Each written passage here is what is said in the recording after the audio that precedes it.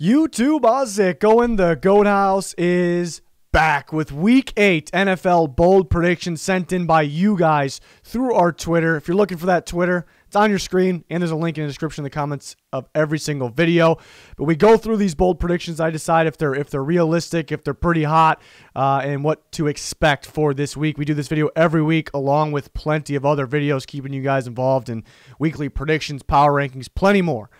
So please subscribe to the channel. Be much appreciated. Trying to reach 60K. We're almost there. We have an Instagram, podcast, Patreon, a lot going on here at the Goat House. Links down below for anything that you need. With that Patreon, we got a bunch of extra bonus content. Junior, who's on fire and on picks this year, his score predictions are on the Patreon. Mine are on the channel. My bets of the week are on the Patreon against the spread picks, over-under. I got a load of over-unders this week that I'm feeling really good about. Same goes for college football. Score predictions and bets of the week. Updated playoff predictions, second week doing those. We're doing them every week. Updated on there. Bonus content, Discord access, much more, and always adding more. But the first bold prediction here from Nicholas: Adam Gase doesn't get fired. I think we have an Adam Gase one every week, and I keep rolling with them here because it's definitely a guy a lot of us expected to get fired. And I kind of, in the back of my mind, as we went into the season, I kind of thought, maybe they'll let it ride out this season, decide in the offseason, maybe let it ride for another season. And I think this is, I think this is pretty warm. I don't think he gets fired. I think it's very realistic that he doesn't get fired. Because it'd be very strange if it took a Chiefs loss to get Adam Gase fired. Not the, all the other games, not the winnable game last week. I know going into it against the Bills, but what happened during the game, any other games, those didn't get Adam Gase fired, but the Chiefs game, losing to a team you definitely expect to lose to. So I don't think that does it. And we started talking about, last couple weeks, what if they kind of came to an agreement, the Jets organization, Adam Gase, that, I don't know if they're tanking, trying to lose on purpose, but this might be a tank season. Your job's safe. Let's just worry about the future and securing a great draft pick. Or, as the season got going, they saw the injuries, the guys are holding out, and they said, hey, let's just play it safe, hold these guys out. Your job is safe. Starting to wonder, what if that was the case? What if that was the case? So, I don't think it's definitely realistic to think he doesn't get fired. But it's definitely something to watch. It's every week it's Adam Gase watch, the Jets watch, but I think his job might be safe for now, surprisingly. From DeAndre, Steelers and Ravens both score less than 17 points. In my score predictions, I had both teams scoring more, but not much more. I do think it'll be a defensive game. So in this case, let's say you're picking the Ravens. I see you got a Baltimore Ravens profile here, profile picture. So let's say you're picking the Ravens, maybe 17 or less. So 17-14, 17-16 final. I actually think that's possible. I think it's a little hot that, maybe one team's got to score around 20 points, but I do think it's realistic here. That's definitely a game I'm really looking for. I think everybody is. That's the game of the week. You take a look at the Steelers, have the best defensive football right now, it feels like, but in terms of points per game, which is technically the best defensive football every year, that's the Ravens right now. So we got the best football, or the best defense on paper, and the best defense, I guess for me, but a lot of us based on how, watching them play, that's the Steelers. They go out and stop the run first, force teams to be one-dimensional, and then they make plays in the back end, rush the passer. So that's going to be interesting.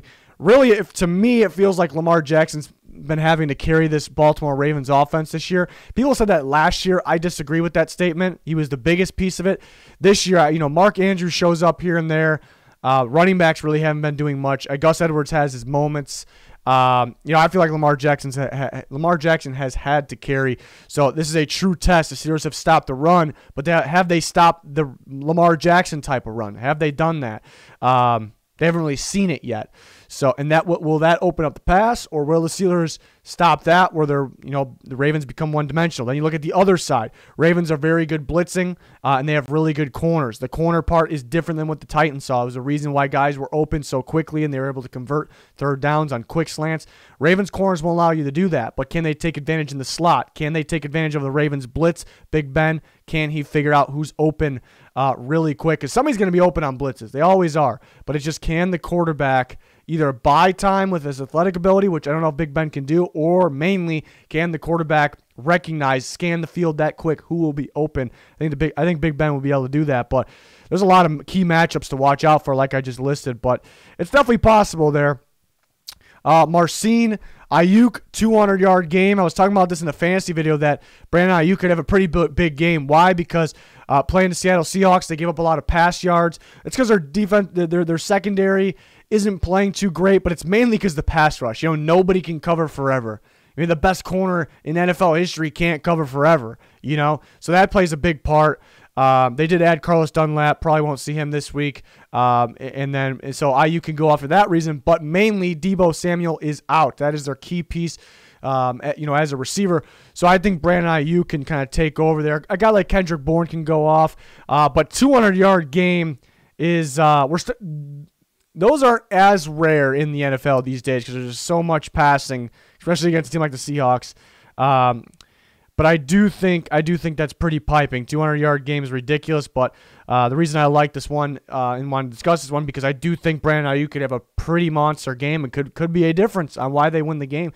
So we'll see. I mean, he's got the speed, length, the footwork to beat the Seattle Seahawks secondary and have a big game. So we're gonna see. We're gonna see here from Noah Kostopoulos. Hopefully I pronounced that right. I've probably been butchering a lot of names lately, so I apologize. Jets lose by 7. And, whoa, man. It's pretty piping. It's pretty piping. It's pretty piping that we call this piping, that a team losing by 7 is piping. Yeah, I don't know.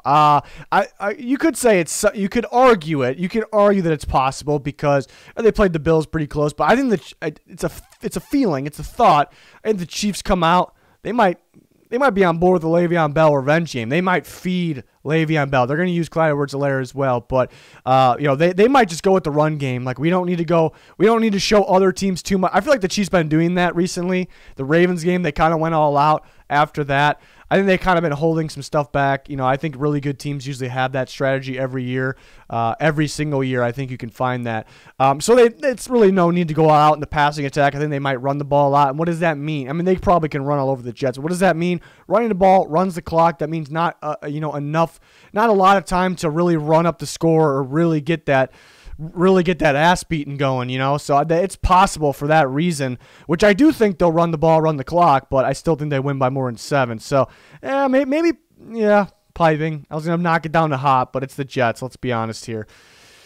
Young Onyx, Ben DiNucci. I love that. Rallies the Cowboys past the Eagles. We actually had an idea a long time ago. If we ever got, that, famous on YouTube, we can get Steve Mariucci on the show and do a segment, What's Gucci with Steve Mariucci. The most random thing we ever thought of, but that reminded me of that.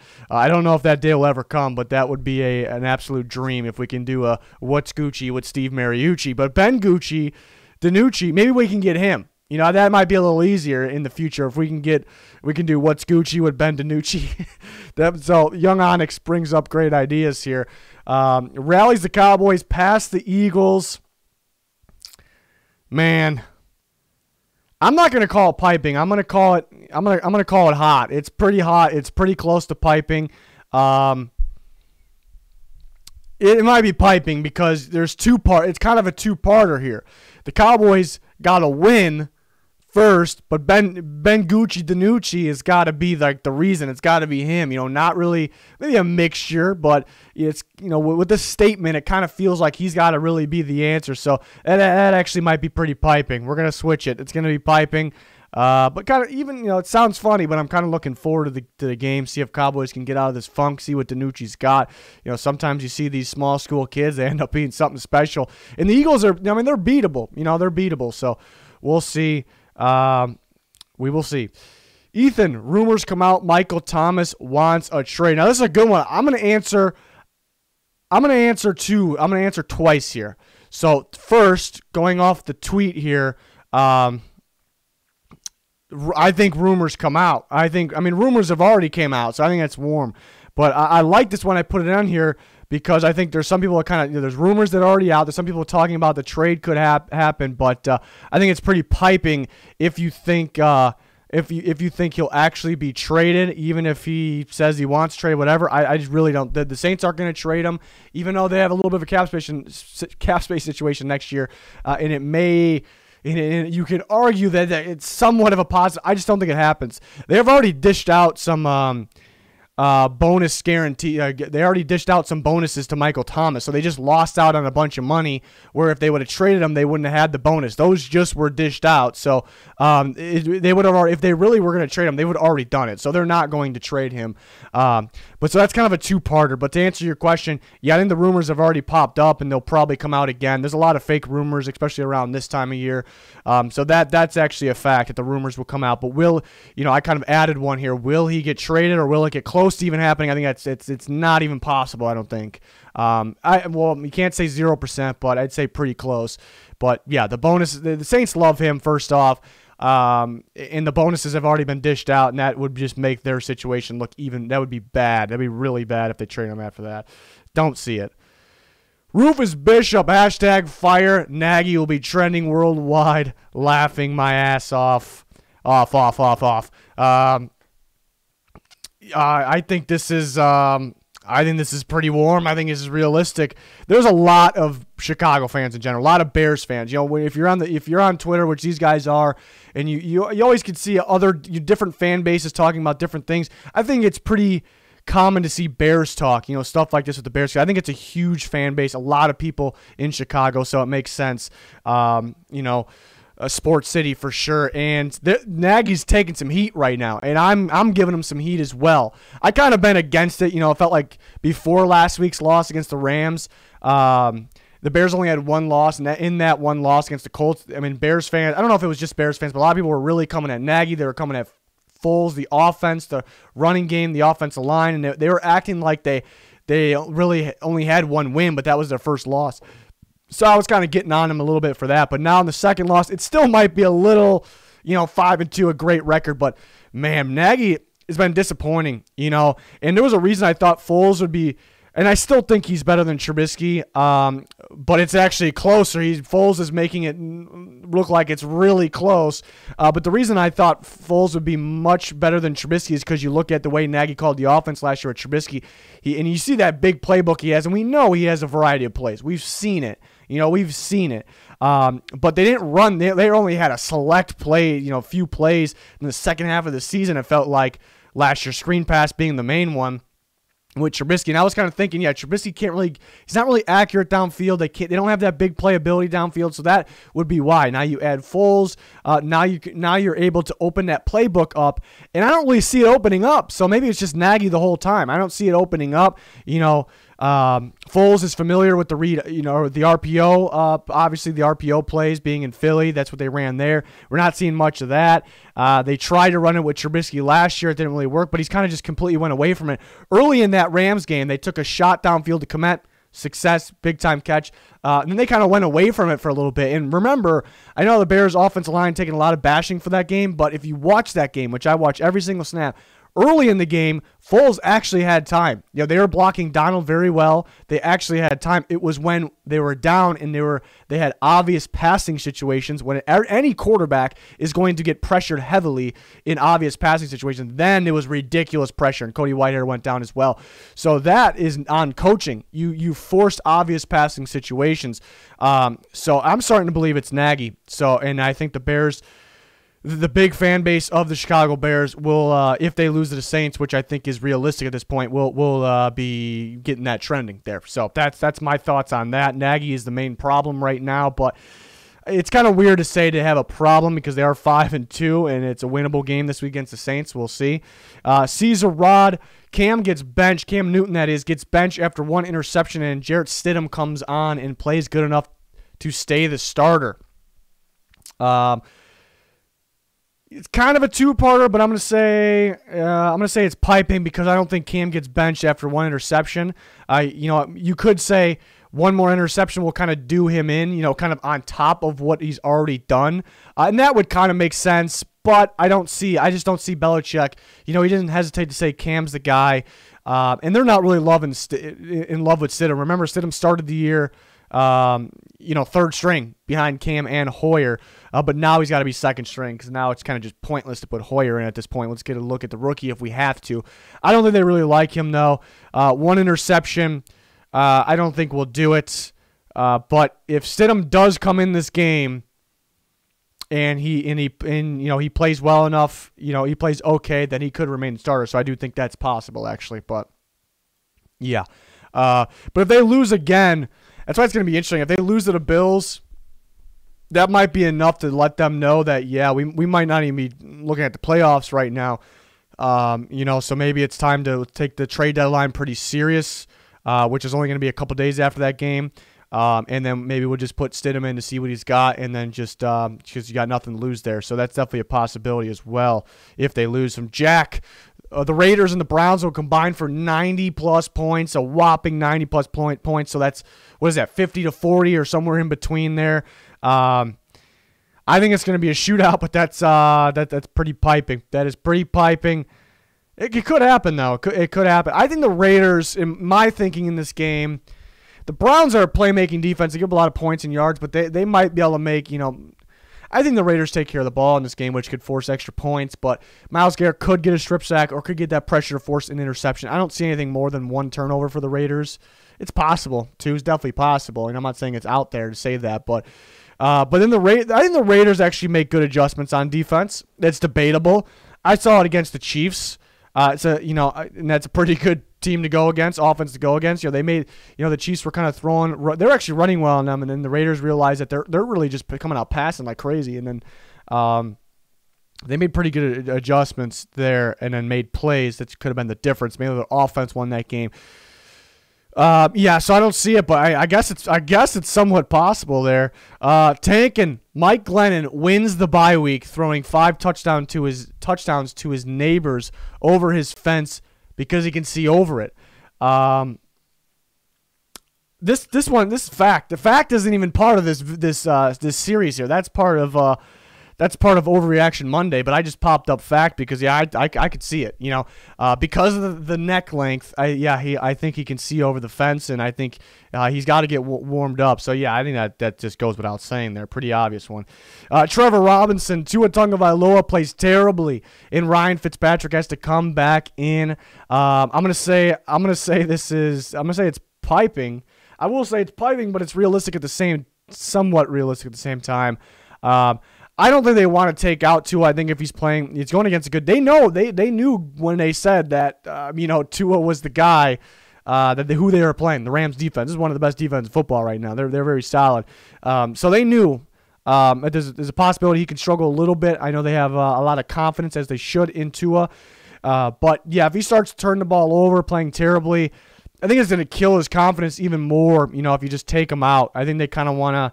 They're not planning on playing him for a half of football and then keeping him out back for Fitzpatrick. That's really not going to get them anywhere at this point. So I think it's got to be like interception after interception after interception for them to take him out, because there's a certain point there. There's a point where, yeah, you're going to kill his confidence. You take him out even if he's turning the ball over and kind of get him down, and that's going to hurt the rest of the season. But then there's a point where if something ridiculous happens where it's just, you're going to have to take him out, because that can actually hurt him even more. But I just don't see that happening there, so it's pretty piping. Josh Rinders, probably said that wrong as well. I apologize. Davante Adams surpasses last week's monster game and breaks Green Bay's single-game reception record for 15-plus catches.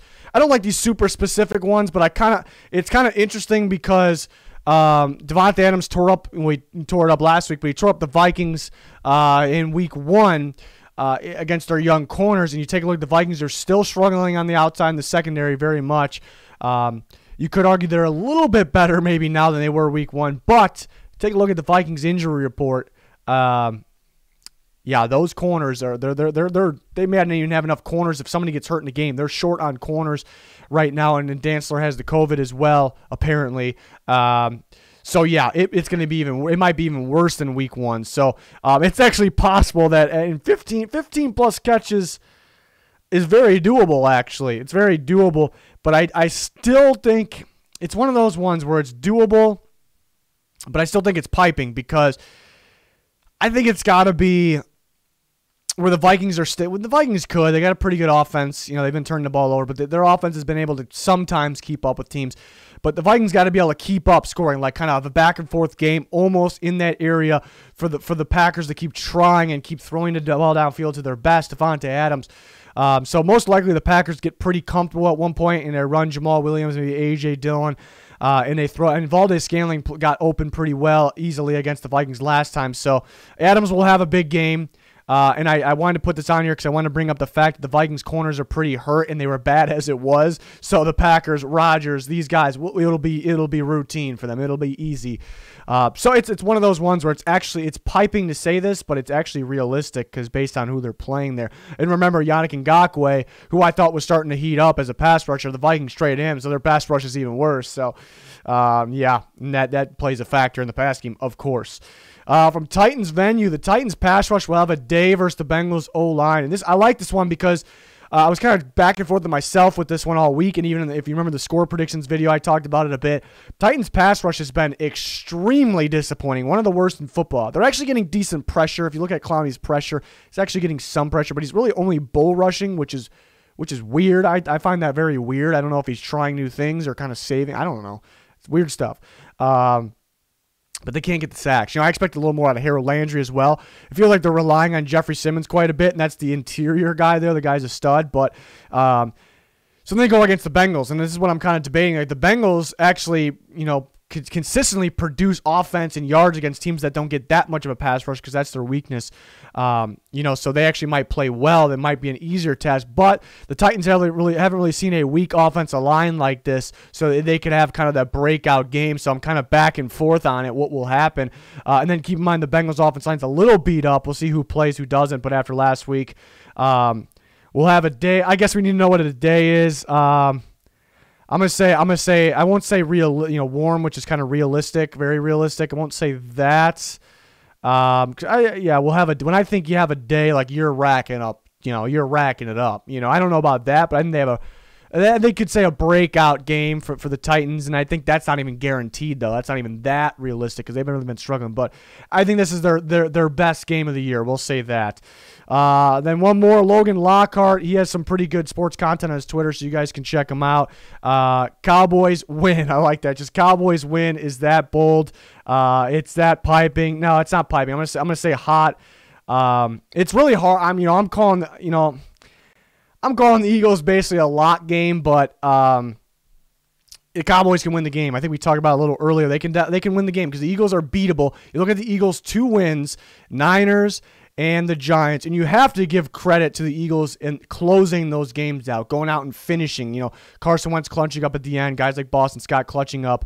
You know, but those 2 wins really, it felt like majority of those games, maybe 3 quarters or close enough, majority, more than 50% of those games, they kind of got outplayed, which the team that outplays the other doesn't always win. But with that being, in those 2 teams, in those scenarios, the Niners at that moment without Jimmy Garoppolo, teams that you expect the Eagles to outplay. So the Cowboys, who you expect them to outplay, could outplay them. Maybe there's not too much tape on DiNucci. Maybe they don't know what to expect. Maybe the Cowboys' attitude. Sometimes these teams that are the seasons where it's pretty much over, which it feels like the Cowboys are kind of really believing in that because they're cutting guys. They're cutting Poe, Worley. You know, I know they didn't like where Poe was at. Worley hasn't been playing that good, but Worley is deserving of being on a team, especially a team that's struggling.